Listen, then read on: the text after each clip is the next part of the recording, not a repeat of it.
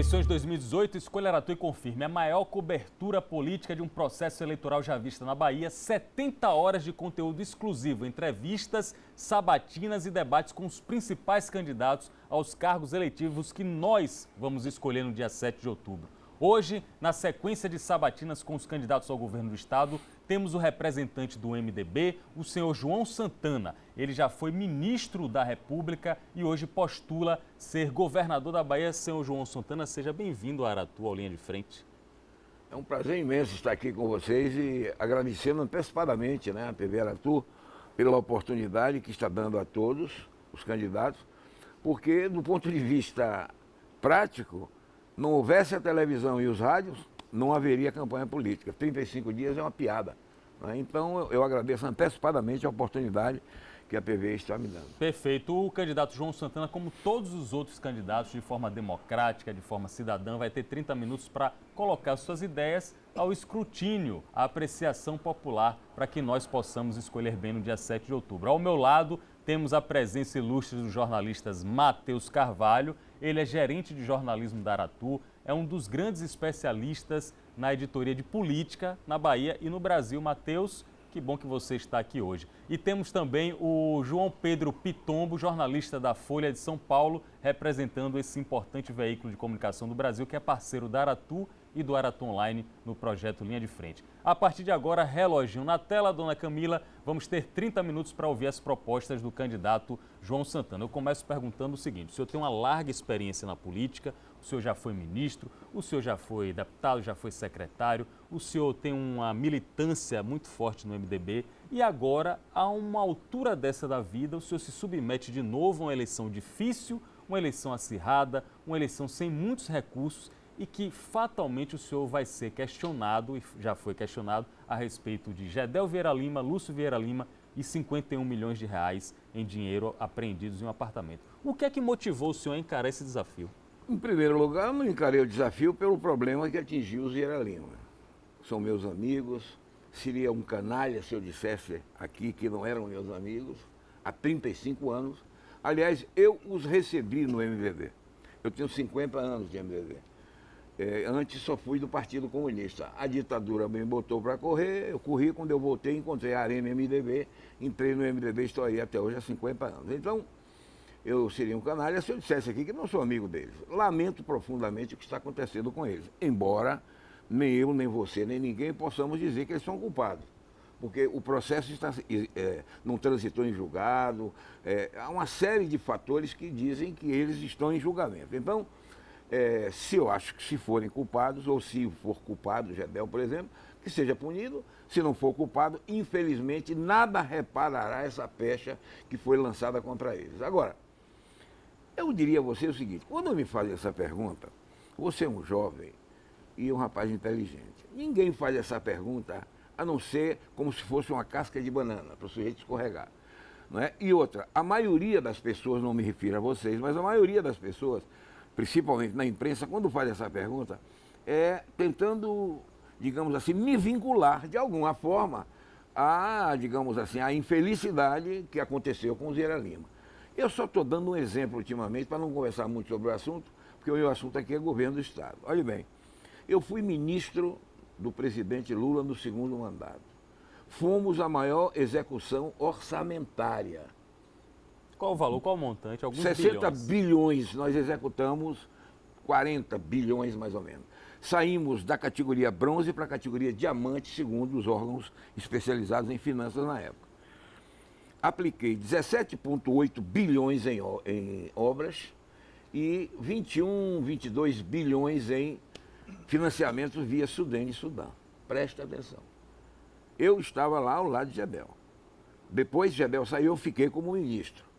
Alguém já falou alguma coisa do período de Gedel naquela época? Ou de mim, por acaso? Lula está preso. Era o período áureo da Lava Jato, a gente está sabendo hoje. Porque naquela época já havia aquela corrupção toda, envolvendo o dinheiro da Petrobras, o patrimônio da Petrobras, etc. Mas eu estava lá e não sabia nada disso.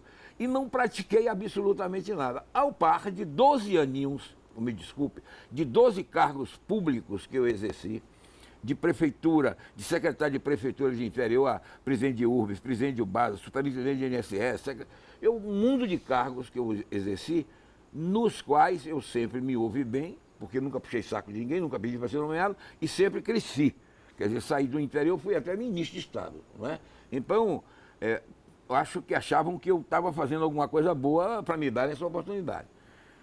Nada maculou nada maculou de forma alguma qualquer atitude que eu tinha tomado nesse período. Então, eu estou tranquilo, espero que os meus amigos consigam se sair bem no problema que os atinge, mas com relação à minha conduta, nada existe por quê? Primeiro, o meu caráter, porque você, Pablo, não conhece a minha família.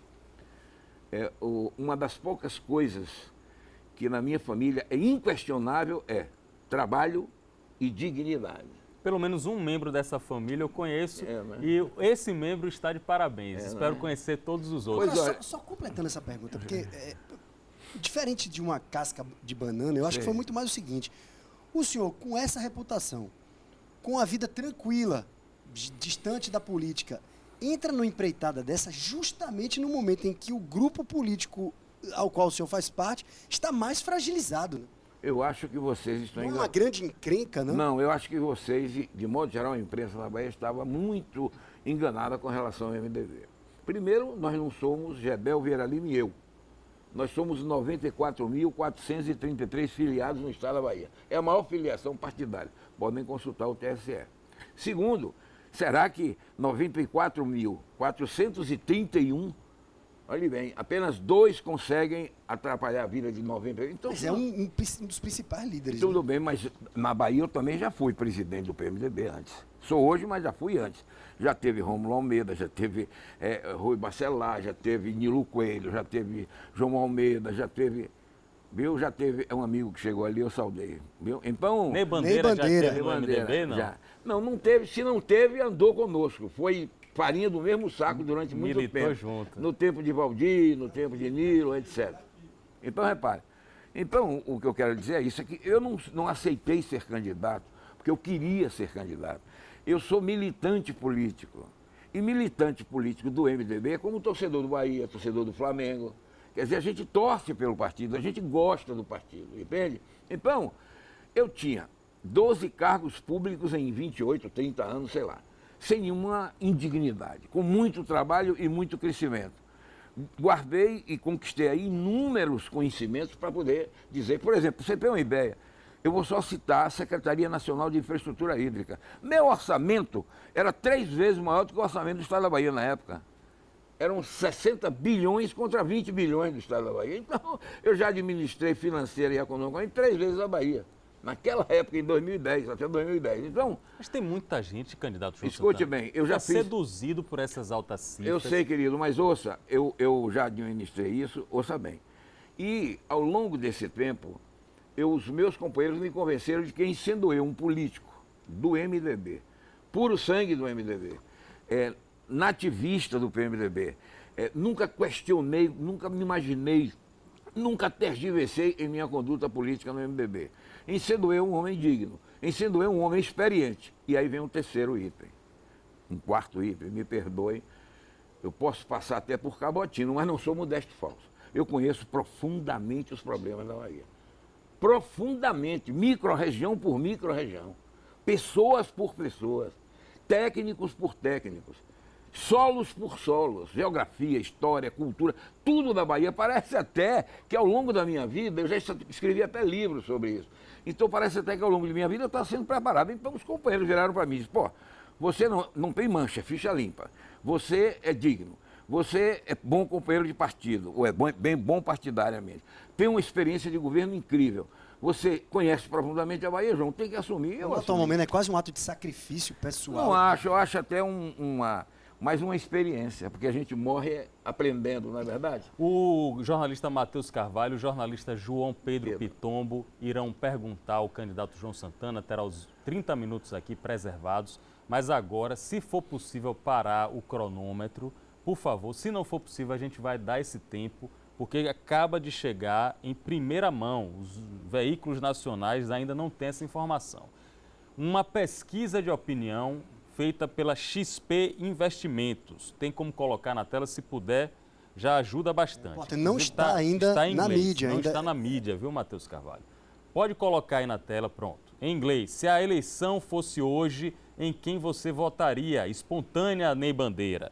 Jair Bolsonaro em 20 pontos. Não sei, não respondi, 32%. Nulo ou branco, 15%. Lula, 9%. Eles ainda fizeram com esse cenário? É espontâneo. É espontâneo, então a pessoa vota em quem quiser. Lula, 9%, Ciro Gomes, 6%, Fernando Haddad, 5%, Geraldo Alckmin, 4%, colado com João Amoedo, do Novo, 3%, Marina Silva aí, surpreendentemente com 2%, ao lado de Álvaro Dias. Vamos continuar aqui, candidato João Santana, seu tempo está parado, está preservado o seu tempo aí.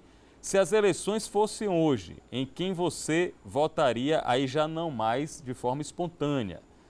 Primeiro lugar, Jair Bolsonaro, 26%, depois nulo e branco, Ney Bandeira, 15%, Ciro Gomes, 12%, Fernando Haddad, 10%, Geraldo Alckmin, 9%, não sei, 8%, Marina Silva, 8%, João Amoedo, 4%, Álvaro Dias, 4%, Henrique Meirelles, do partido de João Santana, 2%, e Guilherme Boulos, 1%, aí, sem pontuar, Imael, Cabo Daciolo, Vera Lúcia e João Goulart Filho. Agora, Matheus Carvalho, essa aqui para mim pode ser a grande revelação dessa pesquisa aqui. O índice de rejeição, vocês vão ver aqui agora, rejeição dos candidatos. Com 64%, quem aparece na pesquisa da XP, feita por telefone. Caiu muito a de Bolsonaro, que era 63 na última. 64 para Marina, 60 para Alckmin, Haddad com 57 empatado na rejeição com Jair Bolsonaro e Ciro Gomes com 56%, Álvaro Dias 49%. Pronto, essa informação que precisava dar urgente. Muito obrigado ao senhor Tiago Coelho, sempre atento às informações de política e alimentando linha de frente com notícias. Agora quem pergunta é João Pedro Pitombo, fazendo o questionamento dele ao candidato João Santana, do MDB, ao governo da Bahia. Candidato, só para a gente talvez encerrar esse bloco dos questionamentos a respeito de denúncias e focar um pouco na questão do governo do Estado, o senhor falou há pouco que nada se questionou do período que o senhor e o ministro Edel estiveram à frente do Ministério da Integração Nacional. No entanto, delações da empreiteira Odebrecht falam em obras do Ministério que foram usadas como contrapartida para propinas, uma delas obras de irrigação, inclusive, a obra de tabuleiros litorâneos no Piauí. Eu queria que o senhor falasse um pouquinho sobre essas questões. Não tenho o que dizer, isso aí eu já lhe adianto. Em primeiro lugar, tabuleiros litorâneos não era do nosso período, do meu período pelo menos, tá certo?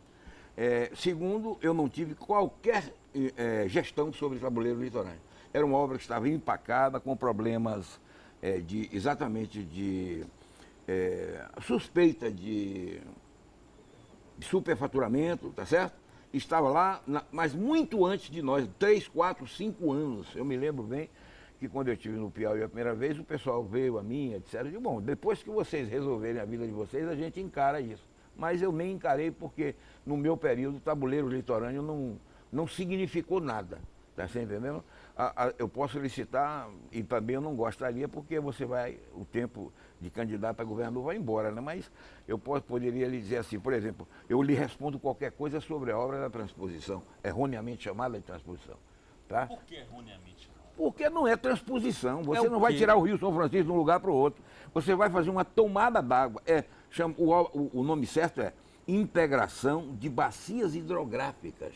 Você vai integrar a bacia hidrográfica do São Francisco às bacias hidrográficas do Nordeste Setentrional. Está entendendo? O senhor concorda comigo que é uma obra polêmica? Absolutamente. Tem muita resistência. Não, desculpe, não. Tem imagens mostrando que alguns leitos estão secando. Não é verdade, não, me perdoe, nada. Não existe obra no Brasil de tamanha envergadura científica, ambiental, e de engenharia, sobre todos os aspectos. Eu conheço isso como a minha mão. Vai resolver o problema do sertão da Bahia, da escassez de água? Não, isso não tem nada a ver. A obra da integração de bacias foi feita porque nós do Ministério e a ANA, Agência Nacional de Águas, chegamos à conclusão de que haveria um déficit hídrico no Nordeste Setentrional, quer dizer, Pernambuco, Paraíba, Alagoas, Rio Grande do Norte e Ceará. 12 milhões de pessoas estariam com um déficit hídrico de cerca de 50 metros cúbicos por segundo em 2025. Então essa obra, digamos assim, visa transportar para lá, segundo a segundo, na média, 55 metros cúbicos. Então não é uma obra inventada, não é uma obra faraônica, não é só porque Dom Pedro falou nela, tá entendendo? Ou muita gente falou nela anteriormente. É uma obra feita, nesse caso, o presidente Lula foi extremamente sensível.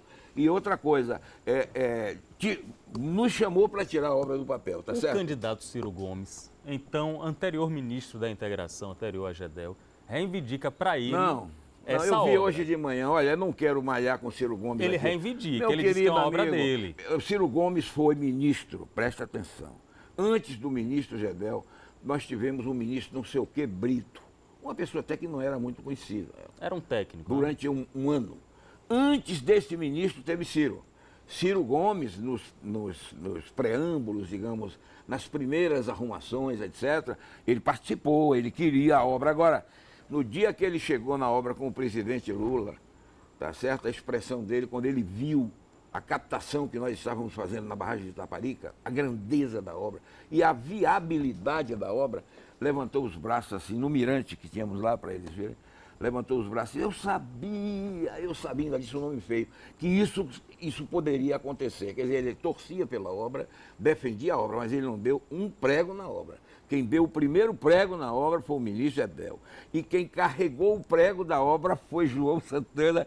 Durante 2 anos e 4 meses, de 6 meses, eu consegui fazer 78% do eixo leste, um eixo de 208 quilômetros, e 46% do eixo norte, envolvendo aí 36 empresas, 36 contratos de empresas, sempre trabalhando em consórcios, tá certo? As maiores empresas do país. Por acaso, a Odebrecht não estava lá, tá certo? Mas, por acaso, porque ele concorreu, eu soube, eu não assisti à concorrência. Quando eu já cheguei, o prato estava feito em termos de concorrência, de preços, etc. Então, ele concorreu, me parece que 2 vezes, em 2 lotes, e perdeu. Então, pronto. É uma obra que ainda não foi concluída, João Pedro, você pode perguntar. Já tem o quê? 18 anos praticamente, né? De 17 anos. Sim, mas aí eu lhe explico Por que é que o senhor acha que não? Não, querido amigo, olhe bem, no dia, o grande mal que o Lula produziu no Brasil, ele produziu muitas coisas boas, diga-se de passagem. Mas o grande mal foi escolher Dilma Rousseff. No dia que essa moça era ministra, andei muito com ela, passamos muito tempo juntos, ela era a dona do mundo, a gente já sabia que ela era professora de Deus, só ela sabia tudo, etc. Então, nós sabíamos que ela ia ser problema, como foi.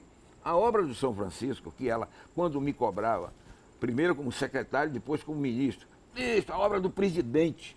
Pois a obra do presidente, ela parou 4 anos. Depois que nós saímos de lá, no dia 31 de dezembro de 2010, tá certo? Ela entrou, assumiu e a obra ficou paralisada praticamente. O senhor conviveu muito com Dilma Rousseff como ministra. Primeiro ministra das Minas e Energia, depois ministra da Casa Civil.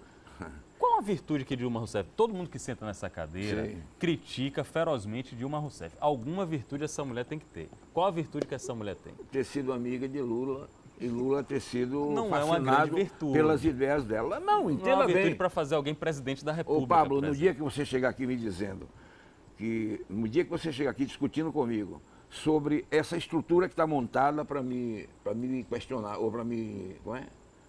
Para me entrevistar, para mim sabatinar. E eu disser a você que aquela rodinha daquele cavalete ali não está bem posicionado, e você largar o conjunto e for brigar comigo pela rodinha e quiser triunfar porque você sabe mais da rodinha do que eu, mesmo eu sendo um técnico em rodinhas, para mim você não é um jornalista. O senhor está falando de Dilma Rousseff. Ela é assim, cara. Entendeu? Ela pegava o pormenor. Ela saía da estrada e entrava numa variante, mas o problema dela não era só entrar na variante e largar a estrada, não. O problema dela é que ela queria ganhar. Queria ser a dona da verdade. Isso é por isso o apelido que botaram nela. Professora de Deus. Eu tenho alguns detalhes, por exemplo, tinha gente que quando ia se reunir com ela tomava tranquilizante. Técnicos de alto nível, que o governo federal tem muitos bons técnicos. Eu nunca importei nada de lugar nenhum. Em todo lugar que eu fui, inclusive no governo federal, levei apenas um técnico, um amigo qualquer, para me ajudar como companheiro. Mas sempre tirei dos ministérios, sempre tirei das secretarias, por onde eu passei, o fino do servidor público mesmo ganhando mal e tudo, dentro da estrutura do governo, entende? Agora, no caso específico dela, eu preferia até não continuar falando. Porque... Então vamos aproveitar o tempo para falar do governo. O senhor contou aqui para mim é um mérito o senhor buscar no próprio serviço público as ilhas de excelência. Existem. Não é ilha, não tem continentes de excelência. Tem continentes de excelência. Companheiro, um minutinho só, eu encontrei, vou te dar um exemplo. No Ministério da Integração Nacional, eu encontrei um cidadão chamado Demetris Christofides. Ele é grego, chegou no Brasil com 3 anos, então é brasileiro, tá certo? Não sei nem se ele fala grego. Mas esse moço era engenheiro, era especialista em irrigação, era meteorologista, era físico. Esse moço era um satanás, chupando manga verde em jejum de manhã sem fazer careta, em termos de conhecimento, tá certo? Pois olha, esse cara ganhava 5.500 contos no Ministério quando eu cheguei. E era professor, doutor da Universidade de Brasília. Ganhava 5.500 contos no Ministério. Na época, qualquer engenheiro da obra do São Francisco, de qualquer empresa, ganhava 30, 25, com tudo pago e ainda com uma comissão no provável lucro que eles... Exatamente, com tudo. Esse homem saiu pelo Brasil fazendo uma... Nós chegamos à conclusão que precisávamos fazer um projeto nacional de infraestrutura hídrica, porque é complexo. Digamos, você é o deputado de uma região, ele é de outro estado, todo mundo chega no Ministério pedindo água para uma cidade de tal região. E aí, só a tentativa de buscar a solução para aquilo, encontrar manancial, de onde vai tirar, é um ano, tá entendendo? Há um alto custo. Exatamente, é um alto custo. Então, o que é que nós queríamos fazer? Um projeto onde o deputado chegasse, o governador chegasse e dissesse, eu gostaria de ter água na cidade tal, e a gente fosse lá no projeto, no macro projeto, dizer, olha, fulano, olha, deputado ou governador, essa água daí só pode ir de tal adutora que está a tantos quilômetros, vai custar X, para o senhor pode fazer seu projeto, apresentar no governo que há possibilidade, quer dizer, uma coisa racional, científica. Muito bem. Comecei, obviamente, pelo Nordeste. Estabelecemos que o Nordeste seria o primeiro plano, o segundo plano seria o Rio Grande do Sul, o Sul, porque já... Lá no Sul, com 60 dias, o povo só falta se suicidar. Aqui a gente leva 60 meses e consegue sobreviver de seca, tá entendendo? Então, começamos pelo Nordeste. O Demetrios Christofides saiu pelo Nordeste, em cada estado, da Bahia até o Maranhão. Em cada estado, ele rezou a cartilha, ele com os assessores, pegou os secretários de infraestrutura dos estados, explicou, mas uma maravilha digamos, de didática, inclusive ele tinha. 6 meses depois, todos deveriam apresentar suas propostas, porque a gente não ia fazer, a partir do governo federal, uma intromissão nos estados, porque a gente queria também conhecer a realidade de cada estado. Eu fiquei surpreso. O nordestino é inteligentíssimo. A Paraíba, rapaz, dá um show em áreas hídricas. O Ceará nem se fala. O Rio Grande do Norte, todo mundo é bom. Acredite se quiser, 6 meses depois eu recebi o estudo de todos os estados, menos o da Bahia. Não foi uma folha de papel da Bahia. Em qual ano isso? No ano que eu era secretário 2010. 2010. Não, 2009, 2009. por aí. Eu tenho, inclusive, uma coisa interessante. No governo aqui estava o Wagner. E haviam obras do... Como é que chama? Era do Proágua Nacional. Eram 12 obras, se não me falha a memória, no Brasil. As da Bahia não saíam do papel. Veja só. Depois que já tínhamos, isso tinha 20% de financiamento do Banco Mundial, só. O governo não queria financiamento porque tinha dinheiro para fazer a obra, mas o banco insistiu. Colocamos até porque o Banco Mundial também tem equipe como é que chama, de fiscalização extraordinária. Né? Tanto que o diretor do Banco Mundial, quando vinha aqui, ele passava primeiro pelas obras para depois reunir comigo. Então não podia conversar fiado. Ele já sabia o que encontrava, né? Muito bem. Eu guardei até hoje, não como recordação, mas porque alguém pode me chamar de mentiroso e para eu não brigar, para eu não ir à via de fato, porque eu não minto na vida pública, nunca menti. Eu guardei. Eu tenho 101 papéis pedindo ao Estado da Bahia, ao governo de Wagner, providências e que não foram tomadas. 2 delas eu fiz diretamente para o governador.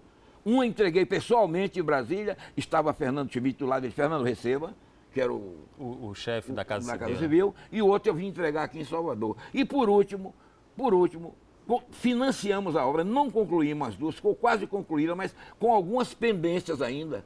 Mas concluímos, quer dizer, concluímos não, deixamos quase concluídas, que foi a obra da adutora de Jacobina e a adutora de Pedro Alexandre, a rede de Pedro Alexandre e de Cafarnaum. Imagine você 101 papéis pedindo providências, entende? Tem mais. O João Henrique um dia me chegou lá no ministério, ministro, houve uma calamidade lá na Bahia. Eu, tudo bem, companheiro, eu fui com você, o que é que o senhor pode fazer por nós? João, prefeito, eu só posso lhe dar 5 milhões para a emergência e 5 milhões para a urgência. Você lembra daquela época do bate-facho, daquelas regiões, ela largou tudo, né? Mas, ministro, como é que... Eu já era ministro. Ministro, como é que o senhor só pode fazer isso com nossa capital, nossa Bahia?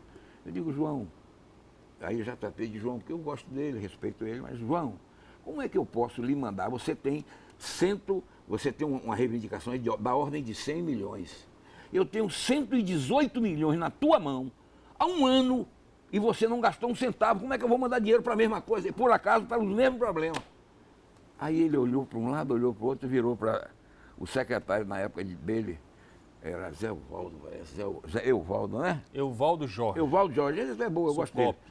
Ele virou e disse, secretário, e aí, secretário? O secretário disse, realmente, prefeito, o dinheiro está à disposição, tudo aprovado, projeto pronto, projeto executivo pronto, mas o meio ambiente do PP lá da Bahia brecou, não liberou as obras. Só fizemos, na tora, como diz o Tavarel, só fizemos ali onde... Imbuí, o Centenário? O Imbuí tem até meu nome lá na placa do Imbuí. Fizemos a Centenário, fizemos algumas obras na área do subúrbio ferroviário. Depois que nós saímos do governo, aí foi feito Vasta Gama. Pode olhar toda a verba do Ministério tudo da Integração. Bloqueado. Todo por lá, bloqueado no nosso período. E nós éramos ministros do presidente Lula. Imagine você. João Pedro Pitombo. Candidato, falando um pouquinho sobre o cenário nacional, né? O senhor vem com a candidatura pelo MDB, partido do presidente Temer, que tem uma popularidade enorme, sobretudo aqui na região Nordeste. O senhor acredita que esse apoio pode prejudicar a candidatura do senhor? De forma alguma, porque, olhe bem, eu conheço o Temer há 35 anos. Eu sou mais velho do que ele no MDB. Sou delegado nacional do partido há uns 40. Já nem me lembro mais do tempo. E... como é que disse? Eu até gostaria de dizer aqui, olha bem, não tenho procuração para defender o Temer, mas estão cometendo uma barbaridade contra o presidente Temer. De qual tipo? Vou lhe dizer, de quem é o dinheiro do metrô, que o governador tanto brinca, parece que é a brincadeira, que ele queria um trenzinho na infância e não teve, e hoje ele bota tanto na televisão, gasta milhões, mais de 500 milhões ele gastou em publicidade até maio deste ano. Pois olha, o dinheiro do metrô federal, o dinheiro das policlínicas do Ministério da Saúde, o dinheiro do RT do governo federal, 18 bilhões de reais foram aplicados na Bahia em 2 anos de emendas parlamentares de todos os partidos, sem nenhuma restrição. E ainda falam mal desse rapaz. Eu fico, sem falar aqui em outras, eu tenho inúmeros outros números para falar, mas não é o meu papel também. Eu não estou aqui para fazer defesa. O presidente Temer vai terminar o ano. Se eu for governador da Bahia, eu não vou trabalhar com ele, vou trabalhar com outro presidente, tá certo? Mas eu acho até uma injustiça. Só para a gente encerrar esse assunto, se Temer gravasse uma mensagem de apoio para João Santana, eu aceito. Colocaria no horário? Querido, você não conhece. A pessoa, na sepultura de meu pai, tem escrito assim, ó, João Santana, um caráter inquestionável. Então, como é que eu vou negar que o presidente da República, presidente do PMDB, meu amigo, contra o qual eu acho que estão cometendo uma barbaridade, eu não aceitaria? Aceitaria. Agora, eu queria que você me perguntasse um pouquinho sobre a Bahia. Bora, Bahia. Uma pergunta.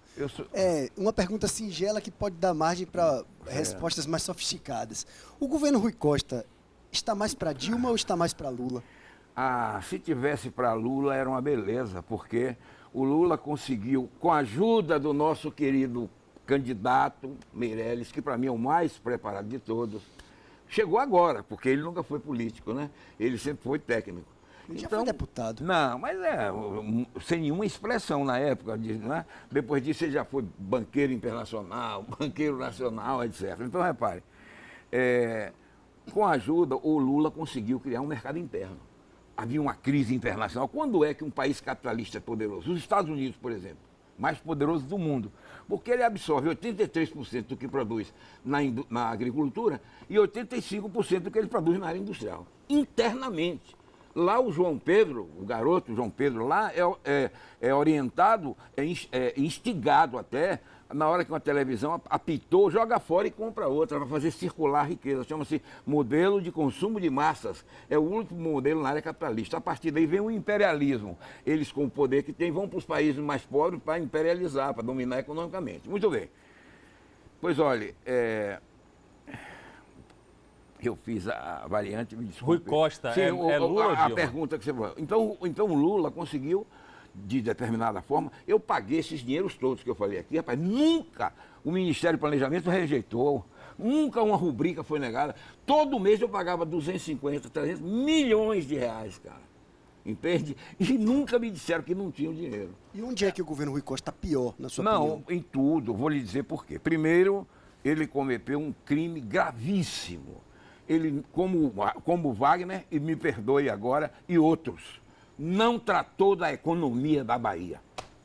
Isso é um crime. Uma pessoa dirigir um Estado, tudo no Estado depende da sua economia, tudo no país depende da sua economia, e vocês não me apresentam aqui um dado qualquer. Se você quiser, eu encho aqui de dados mostrando que ele desgraçou a economia da Bahia.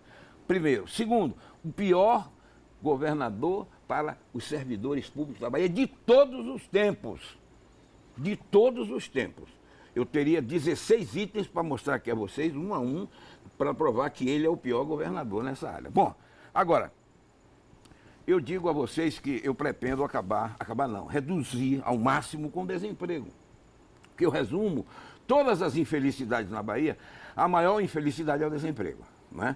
Aqui você deve, o meu querido ali, deve de vez em quando receber alguém pedindo emprego, todos os dias. Muito bem. 1.300.000 desempregados na Bahia. Isso oficialmente. Agora, eu acho que tem de 600 a 700 na zona, no procurar, interior que né? desistiram, que estão vivendo de bico, criam galinha, criam porquinho. Não entra no índice. Não entra no índice, muito bem. Agora, veja você. A Bahia tem 40% da população economicamente ativa na agricultura. E 40%, esqueça o oeste, esqueça o algodão e a soja. No resto da Bahia, 40% do que se exporta é da área da agricultura. Só por isso merecia um carinho especial, não é verdade? Ele fez. Nós temos 1 milhão, em torno de 1 milhão como é que chama, o que eles chamam de agricultor familiar, que eu chamo de mini agricultor, de mini produtor rural. Ele acabou com a EBDA. Somos o único estado brasileiro que não tem Emater, a empresa de assistência técnica. Quem é que vai dar assistência técnica? Quem é que vai fazer extensão rural? Quem é que vai fazer pesquisa para o pequeno e para o médio? A Bahia tem 90%, 90% a 95%, quase 95% de mini e pequenos produtores. Até no cacau, que pouca gente sabe, não é por causa das histórias de hoje chamar de coronéis, etc. Você pensa que o cacau é assim, ó, o último dado, 25 mil mini produtores, 9 mil pequenos produtores, 800 médio produtores e 88 que foram classificados como grandes. O senhor considera que é um governo que se preocupou mais com aquelas soluções imediatas, não água, tem, luz e menos para a estrutura? Não tem água, nem luz, nem estrutura. Ele não tratou da economia. É o primeiro... Vou dar agora os dados. Você produzia 360 mil toneladas de cacau, hoje você produz 80. Deixou-se de produzir em 30 anos na zona do cacau em torno de 52 bilhões de reais. 300 mil desempregados. E por força desta miséria, e por força da insegurança no interior das roças, das fazendas, quase 1 milhão de pessoas deixaram o campo entre o Baixo Sul, o Sul e o Extremo Sul, para vir para a periferia, porque a maioria não vem para o centro da cidade, porque não tem recurso e porque não tem habilitação profissional para disputar um emprego bom. Então a maioria vem para a periferia, criando o famoso êxodo rural, que é uma infelicidade para qualquer povo. Muito bem. Cultura do sisal. Nós tínhamos 190 mil toneladas, éramos o maior produtor de sisal do mundo. Olhe bem, hoje nós estamos produzindo 40, 50 mil, a duras penas, com mais de 400. Empregamos 900 mil pessoas no sisal. Candidato, hoje tem 400. Me perdoe, eu sou obrigado a interromper o senhor. Cumprimos os 30 minutos regulamentares com todos os candidatos. A conversa continua no Que Vem o Povo? A conversa, exatamente, Matheus Carvalho. No Que Vem o Povo, com Casimiro Neto, ao vivo na TV Aratu e também na internet. O candidato João Santana continua falando das propostas dele e do que enxerga como errado ou como pontos de melhoria no governo atual. Agradeço ao senhor, boa sorte, encerrando aqui mais uma sabatina do Linha de Frente e dizendo a todos que nas eleições de 2018 você escolhe Aratu e confirme. Um abraço, até a próxima. Eu não posso nem